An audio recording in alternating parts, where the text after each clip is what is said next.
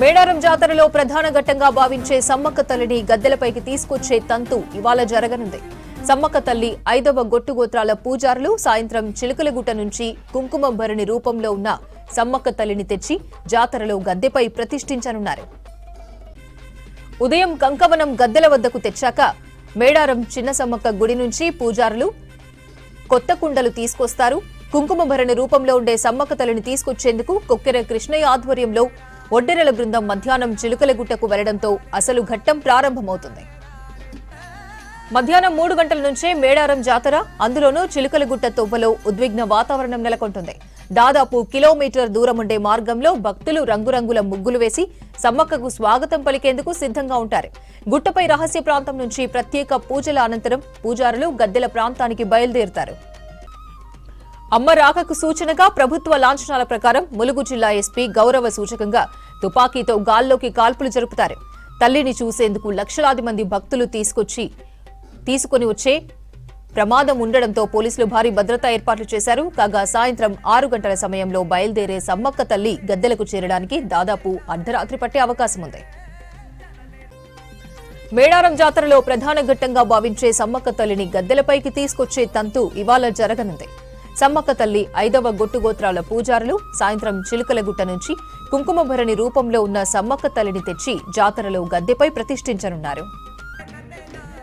ఉదయం కంకవనం గద్దెల వద్దకు తెచ్చాక మేడారం చిన్న సమ్మక్క గుడి నుంచి పూజారులు కొత్త కుండలు తీసుకొస్తారు. కుంకుమ భరణి రూపంలో ఉండే సమ్మక్క తల్లిని తీసుకొచ్చేందుకు కొక్కెర కృష్ణయ్య ఆధ్వర్యంలో ఒడ్డెరల బృందం మధ్యాహ్నం చిలుకలగుట్టకు వెళ్లడంతో అసలు ఘట్టం ప్రారంభమవుతుంది. మధ్యాహ్నం 3 గంటల నుంచే మేడారం జాతర, అందులోనూ చిలుకలగుట్ట తొవ్వలో ఉద్విగ్న వాతావరణం నెలకొంటుంది. దాదాపు కిలోమీటర్ దూరం ఉండే మార్గంలో భక్తులు రంగురంగుల ముగ్గులు వేసి సమ్మక్కకు స్వాగతం పలికేందుకు సిద్ధంగా ఉంటారు. గుట్టపై రహస్య ప్రాంతం నుంచి ప్రత్యేక పూజల అనంతరం పూజారులు గద్దెల ప్రాంతానికి బయలుదేరుతారు. మేడారం జాతర నుంచి మరిన్ని డీటెయిల్స్ కృష్ణమోహన్ లైవ్ లో అందిస్తారు. కృష్ణమోహన్,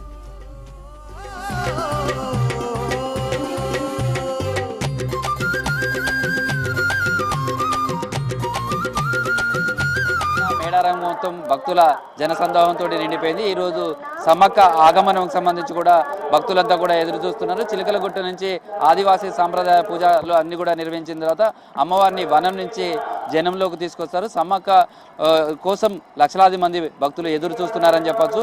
నిన్న సారలమ్మ గద్దెపైకి రావడంతో ప్రధాన ఘట్టంకు సంబంధించిన తొలి రోజు పూర్తయింది. ఇవాళ మహాజాతరలో 2వ రోజు. ఈ 2వ రోజుకు సంబంధించి కూడా సమ్మక్కను గద్దెపైకి తీసుకురావడంతో జాతర పతాక స్థాయికి చేరుకుంటుంది. అమ్మవార్లు ఇద్దరు గద్దెపైన ఉన్నప్పుడు మొక్కులు చెల్లించుకోవడం అనేది సెంటిమెంట్గా భావిస్తారు భక్తులు. అందుకే రాత్రి నుంచి చూస్తే మేడారంకి వచ్చే దారులంతా కూడా భక్తులతోటి కిటకిటలాడుతున్నాయి. ఎటు చూసినా అమ్మవారి నామస్మరణ కనిపిస్తుంది. ప్రస్తుతం మనం చూస్తే మనం అనుకున్నదంతా కూడా అమ్మవారికి సంబంధించినటువంటి గద్దెల ప్రాంగణం. గతంలో ఎన్నడూ లేనంతగా గద్దెలన్నీ కూడా తీర్చిదిద్దడం, తర్వాత ప్రాంగణాన్ని కూడా విస్తరించడం, తర్వాత పునర్నిర్మాణం చేశారు. దీంతో ఆలయానికి సంబంధించినటువంటి దగ్గర భక్తులు ఏకకాలంలో 10,000 మంది దర్శనం చేసుకున్నా ఎలాంటి ఇబ్బందులు లేకుండా కూడా ఏర్పాటు చేశారని చెప్పచ్చు. దీంతో వచ్చినటువంటి భక్తులకు ప్రత్యేక క్యూ లైన్ ఏర్పాటు చేశారు.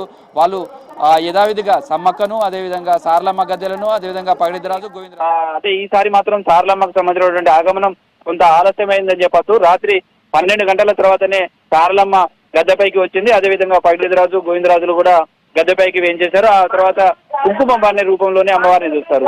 ఆ విధంగా సారలమ్మ వచ్చింది. ఇప్పుడు ఆ సారలమ్మ తల్లి సమ్మక్క కోసం భక్తులంతా కూడా ఎదురు చూస్తున్నారు. ఇది తెలంగాణ రాష్ట్రంలోనే కాదు, దేశంలోనే అతిపెద్ద గిరిజనుల కుంభమేళ ఇది మహాజాతర. ఈ మహాజాతరకు తరలి వచ్చిన భక్తులతో అయితే మేడారం అంతా కూడా జనసంద్రంగా మారింది. ఇటు అర్ధరాత్రి సారలమ్మ, పగడిద్దరాజు, గోవిందరాజు గద్దెపైకి చేరుకోవడంతో జాతర మొదలైంది. ఇవాళ సమ్మక్క గద్దెపైకి చేరుకున్నది. జాతరకు వచ్చిన భక్తులు జంపనవాగులో పుణ్యస్నానాలు ఆచరించడం, నిలువెత్తు బంగారం సమర్పించి మొక్కులు చెల్లించుకుంటున్నారు. మరోవైపు గద్దెల దగ్గర కూడా క్యూ లైన్ల దగ్గర బారులు తీరారు. అయితే భక్తుల రద్దీ దృష్ట్యా పటిష్టమైనటువంటి బందోబస్తు ఏర్పాటు చేశారు. 2-3 రకాల క్యూ లైన్లు ఏర్పాటు చేశారు. ఈసారి ఎంట్రీలకు సంబంధించి కూడా 4 చోట్ల ఎంట్రీ ఏర్పాటు చేశారు. 4 అదేవిధంగా ఎగ్జిట్లు ఏర్పాటు చేశారు. అందులో ఒకటి వివిఐపి ప్రోటోకాల్, ముఖ్యమంత్రి కానీ గవర్నర్లకు వచ్చే రూట్ ఒకటే ఏర్పాటు చేశారు. తర్వాత ఎమ్మెల్యేలు మిగతా వాళ్ళు రావడానికి ప్రోటోకాల్ ఉన్న వాళ్ళకు మరొక ఎంట్రీ ఏర్పాటు చేశారు. దీంతో ఇటు సామాన్య భక్తులు వివిఐపీలు వచ్చినప్పుడు కూడా ఎలాంటి ఇబ్బందులు లేకుండా అమ్మవారిని దర్శనం చేసుకోవడానికి ఏర్పాట్లు చేశారని చెప్పచ్చు.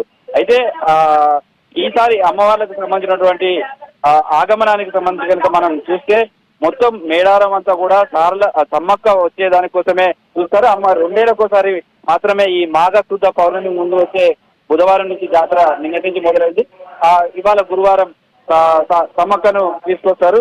అయితే చిలకలగుట్ట సంబంధించినటువంటి దగ్గర అమ్మవారిని తీసుకొచ్చే సమయంలో అనేక రకాలైనటువంటి పూజా కార్యక్రమాలు వాళ్ళంతా కూడా నిర్వహిస్తారు. మనం ప్రస్తుతం ఉన్నటువంటి టెంపుల్ దగ్గర నుంచి చూస్తే దాదాపు కిలోమీటర్ దూరంలో చిలకలగుట్ట ఉంటుంది. సేమ్ టైంలో ఇక్కడ నుంచి కొద్ది దూరంలోనే బొడ్రాయి ఉంటుంది. బొడ్రాయి దగ్గర సమ్మక్కకు సంబంధించినటువంటి గుడి ఉంటుంది.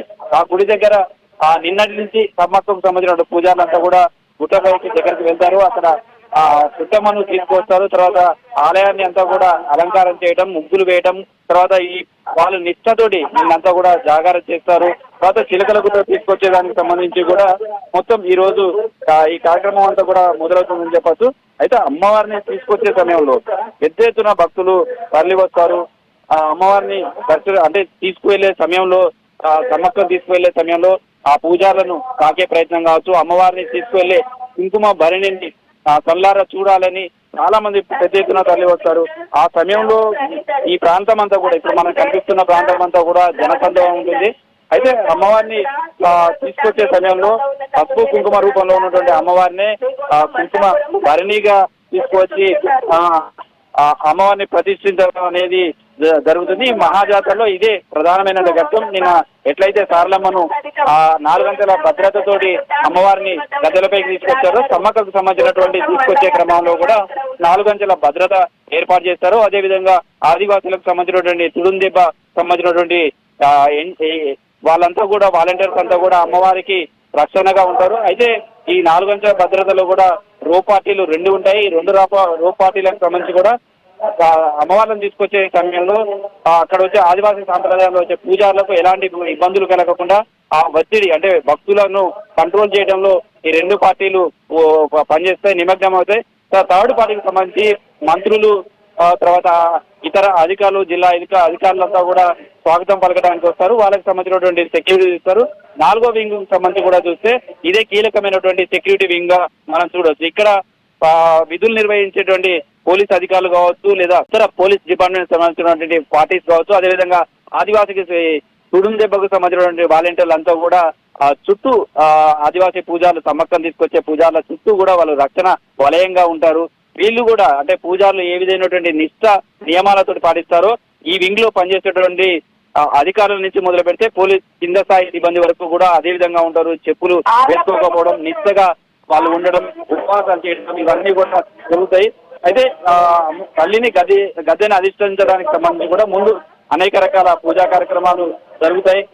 జిల్లా ఎస్పీ అమ్మవారి ఆగమనానికి సంబంధించినటువంటి గాలిలో AK-47 తోటి ఫైర్ చేయడంతో అమ్మవారు ఏం చేస్తున్నారనేది భక్తులకు ఒక సంకేతం.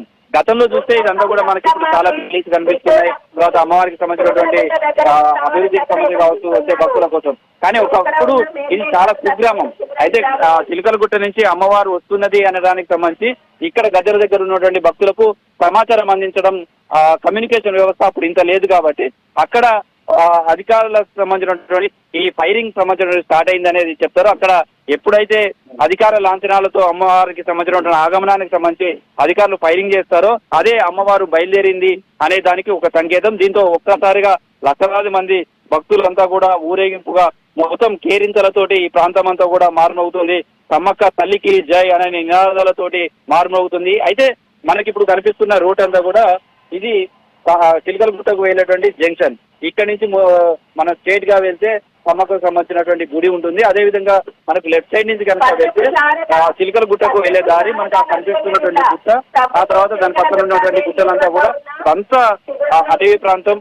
ఇక్కడి నుంచే చిలకలగుట్ట నుంచే అమ్మవారిని కుంకుమ భరణిగా తీసుకొస్తారు. అయితే చిలకలగుట్ట నుంచి గద్దెల వరకు వచ్చే వరకు కూడా మొత్తం భక్త జన సందోహంతో ఉంటుంది. ఇదంతా కూడా పూజారులంతా కూడా సాయంత్రం 4 నుంచి 5 గంటల మధ్య చిలకలగుట్ట వరకు చేరుకుంటారు. అదే సమయానికి మంత్రి సీతక్కతో పాటు ఇతర మంత్రులు, అదేవిధంగా జిల్లా ఎస్పీ, కలెక్టర్, ఇతర ఉన్నతాధికారులంతా కూడా అక్కడ చేరుకుంటారు. ఆ తర్వాత అక్కడి నుంచి చిలకలగుట్టకు సంబంధించినటువంటి పైకి వెళ్తారు.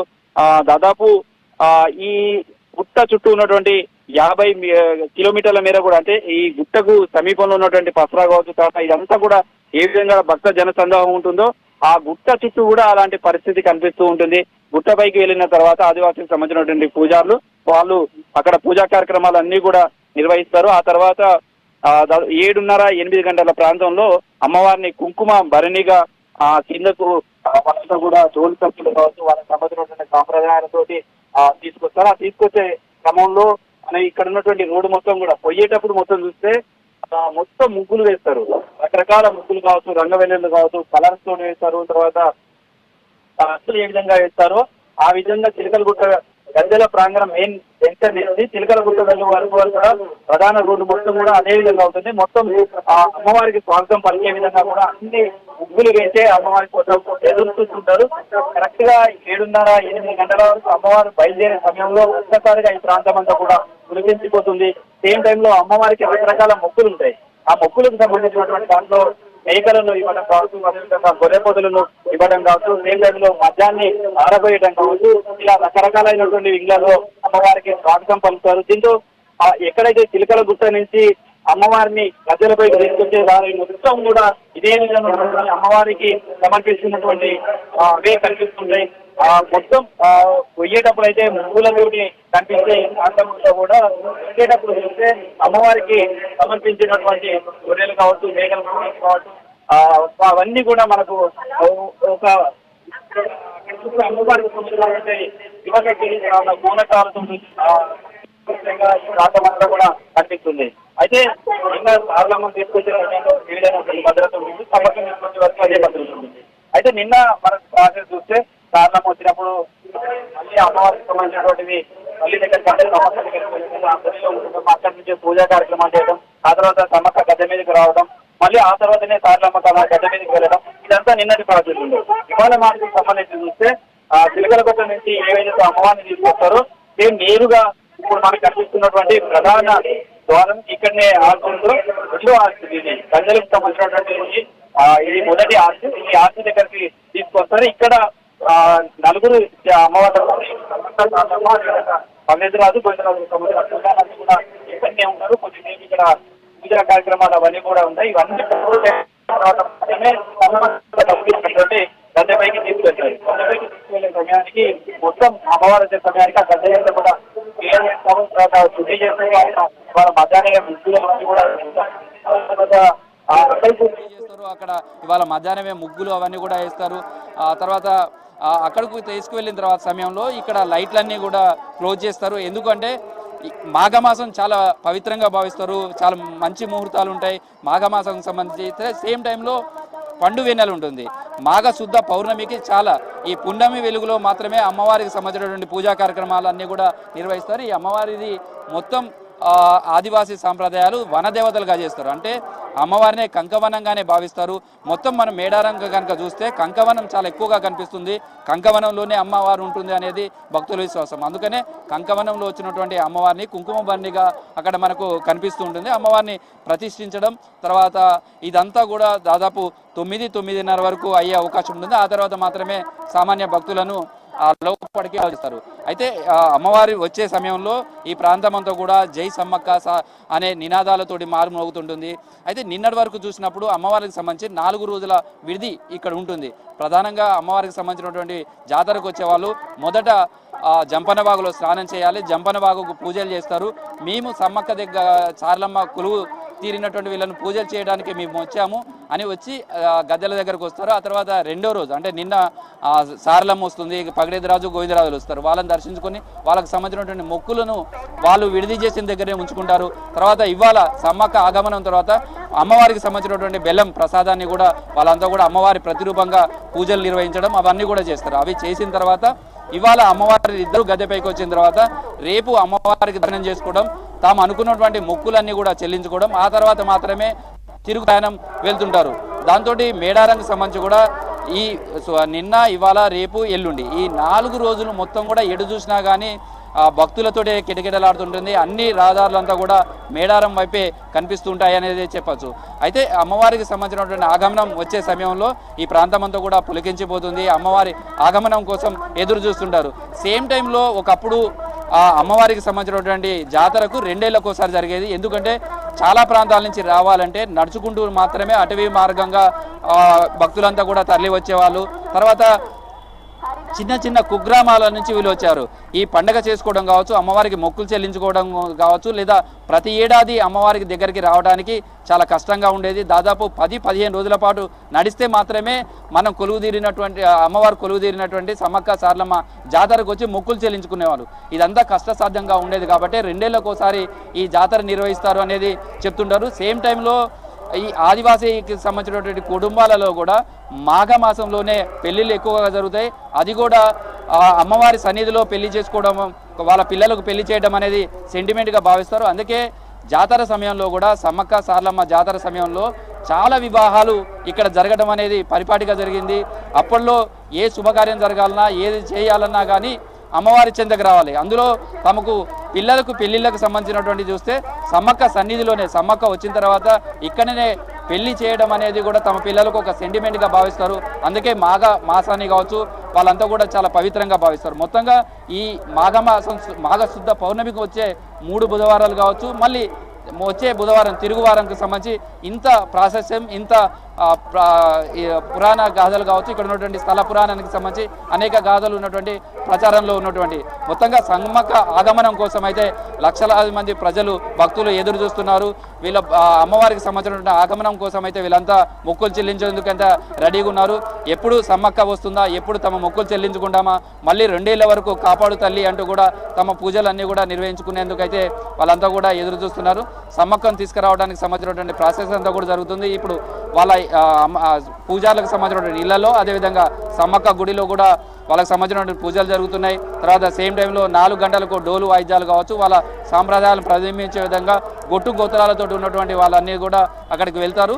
చిలకల గుట్ట పైన జరిగే పూజకు సంబంధించి కూడా చాలా రహస్యంగా ఉంటుంది. ఎవరిని అలౌ చేయరు. కేవలం అమ్మవారిని తీసుకొచ్చేటువంటి పూజలు మాత్రమే చిలకల గుట్ట పైకి వెళ్తారు. అక్కడ పూజా కార్యక్రమాలన్నీ తీసుకున్న తర్వాత జిల్లా ఎస్పీ గాలిలో కాల్పులు జరిగిన తర్వాత అమ్మవారి ఆగమనం ఉంటుంది. ఆ సమయంలో చూస్తే ఎటు చూసిన అమ్మవారి నామస్మరణతో మారుమవుతుంది. అప్పుడే ఆ సమయంలోనే లక్షలాది జంతువులను కూడా అమ్మవారికి సంబంధించినటువంటి సమర్పించడం అనేది కూడా మేడారం మహాజాతరలో ఒక ప్రత్యేకతగా చెప్పుకోవచ్చు. సేమ్ టైంలో అమ్మవారిని దర్శనం చేసుకోవడానికి వచ్చే భక్తుల కోసం ములుగు జిల్లాకు సంబంధించినటువంటి అధికారికంగా సెలవును కూడా ప్రభుత్వం ప్రకటించింది. దీంతో రేపు వచ్చే భక్తులు ఇప్పటి వరకు ఏమో ఇతర ప్రాంతాల నుంచి వచ్చే భక్తులంతా చాలా పెద్ద సంఖ్యలో వస్తున్నారు. సేమ్ టైంలో రేపు ములుగు జిల్లాకు సంబంధించినటువంటి వాళ్ళంతా కూడా మరింత మంది భక్తులంతా కూడా వచ్చే అవకాశం ఉంది. మొదట ఇప్పటి వరకు చూస్తే వరకు కూడా దాదాపు ముందస్తు మొక్కులు కావచ్చు, నిన్నటి వరకు 1 కోటి మంది వరకు వచ్చారనేది ఇప్పటి వరకు అధికారులు అంచనా వేస్తున్నారు. ఇవాళ రేపు ఎల్లుండి ఈ 3 రోజుల్లో కలిపితే కూడా 50 నుంచి 60 లక్షల వరకు కూడా భక్తులు అమ్మవార్ల దర్శనానికి వస్తారని అంచనా వేస్తున్నారు. దానికి తగ్గట్టుగా అయితే అన్ని ఏర్పాట్లు చేశారు. క్యూ లైన్లలో కావాల్సిన మెడికల్ ఫెసిలిటీస్ కావచ్చు, జంపన్న వాగు దగ్గర స్నానాలు చేసే సమయంలో వాళ్ళకి సంబంధించినటువంటి స్త్రీలు కావచ్చు, మహిళలు వాళ్ళ వస్త్రాలు మార్చుకోవడానికి కావాల్సిన స్పెషల్ రూమ్స్ ఏర్పాటు చేయడం కావచ్చు, తర్వాత ఫీడింగ్ చంటి పిల్లలకు ఫీడింగ్ మదర్ ఇవ్వడానికి సంబంధించినటువంటి ఏర్పాట్లు కావచ్చు, ఇలా అనేక రకాల సౌకర్యాలన్నీ కూడా ఈసారి మేడారంలో ఏర్పాటు చేశారని చెప్పొచ్చు.